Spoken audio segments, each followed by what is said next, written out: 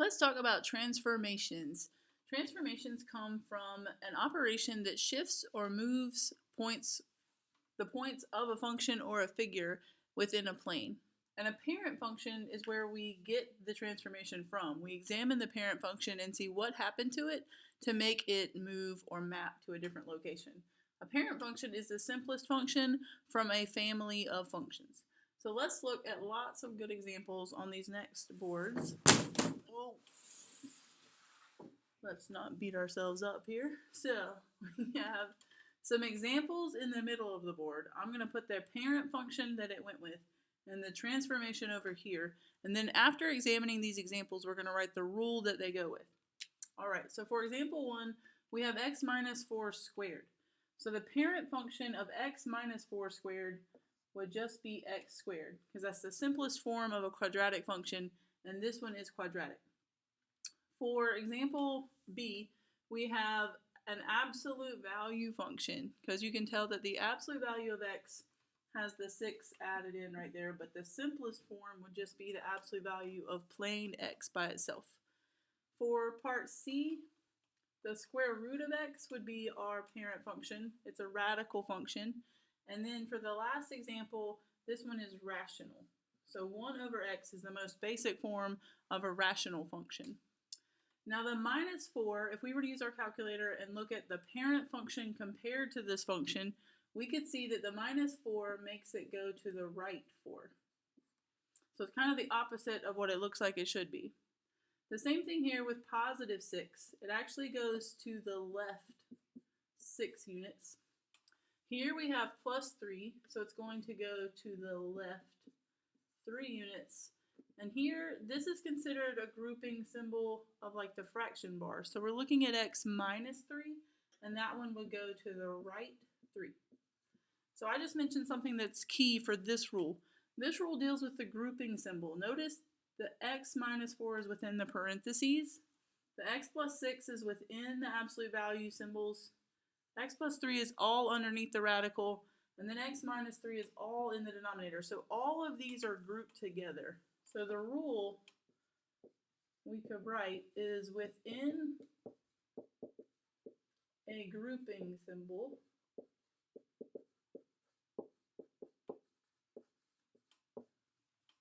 if you add a number, it actually goes to the left. So if we add a, it would be left a units. And if we subtract a within that grouping symbol, it's to the right a units. So that is our rule for right versus left. Let's look at another set of examples. So for this one, we have the examples in the middle again. We're going to put our parent function over here to the left, and then we're going to talk about the transformation over here on the right. So we put t of x equals, this one would be quadratic, since you have x squared is your basic parent function. Here we have exponential, so the parent function for exponential is 2 to the x power. For the third one, this one will be cubic, because x cubed is the most basic example of a cubic function. And for the fourth one, we have another rational function. So 1 over x is the most basic form of our rational functions. And then we're looking at what happens from x squared. We had 7 added, so for this one, again, we can use our calculator to sketch the parent function and to sketch the new function, and we would see that it moved up 7 on all points on our graph. And then for the exponential function, it's going to go down 3. But it's good to be able to look right at it and know that this is an exponential function right away, and know that that minus 3 immediately means I would go down 3. So you know a lot of stuff just by looking at it, and you don't spend a lot of time trying to figure it out with your calculator. So that is our goal. Here we added 4, so that's up 4. And here we subtracted 2, so that was down 2. So notice with these examples, they are not in a grouping symbol. So the rule we should write here is outside the grouping symbol. That's a good way to say it. If we add a, our function went up a amount. And if we subtract a, it went down a units. All right, let's look at some more examples.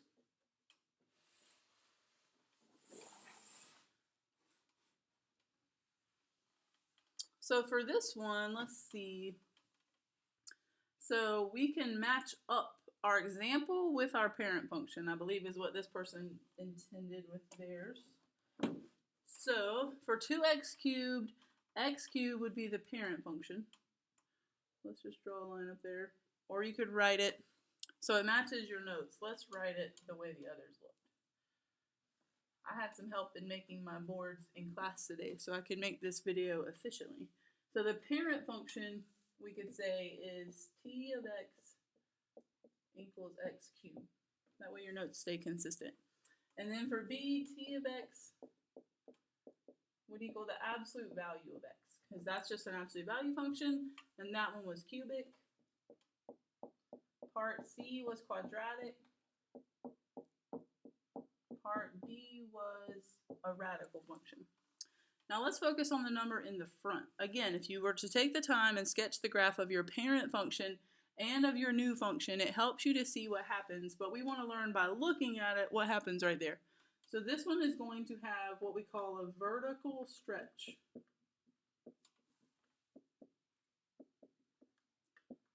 By 2. It makes it like tall and skinny. And then for the next one, it'll be a vertical compression or shrink by 1/2. The negative actually makes this reflect over the x-axis. So the negative is a separate transformation. That reflects over the x-axis. The 0.25 will be a vertical compression of 0.25, or we could let's keep that word consistent, by 0.25. And then this one would have a vertical stretch by 2. So our rule here, I'm going to get a different color and just write the rule right here in the middle of everything, is if we call this A, so like if A right here is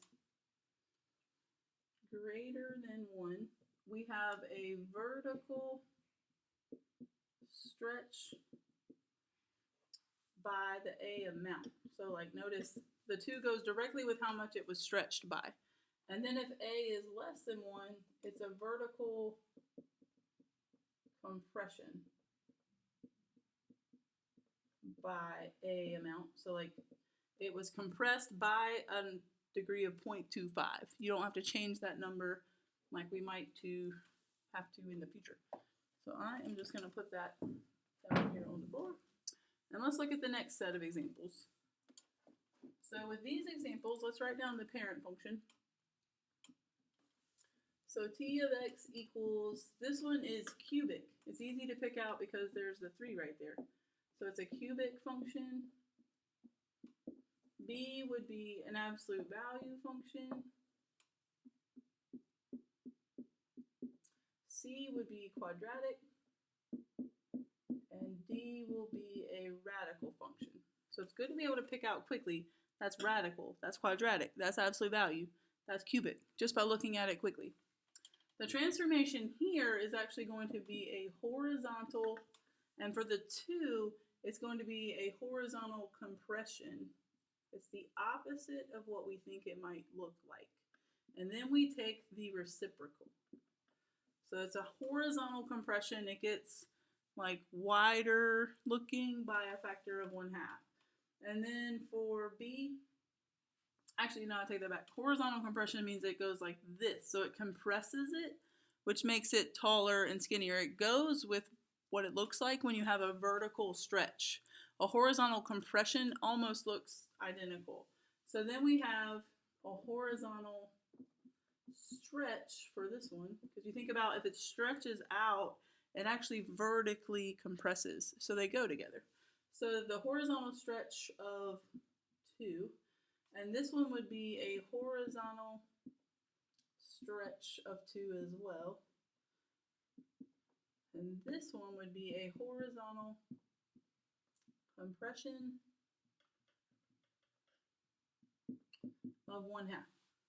So our rule would be that like if A is grouped together with your, like it's not like the left or the right, but A is inside of the grouping symbol. So A included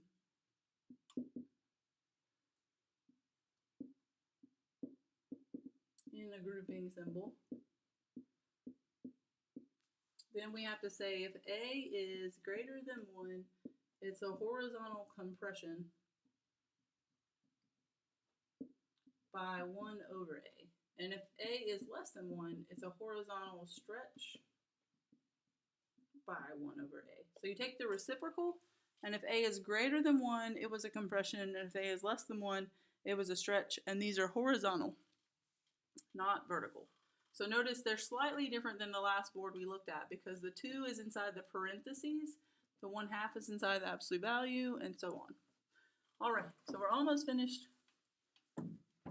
Let's look at the last board. So for this one, we've already got the parent function over here. We have quadratic, absolute value, cubic, and radical. We just need to pick out the transformation.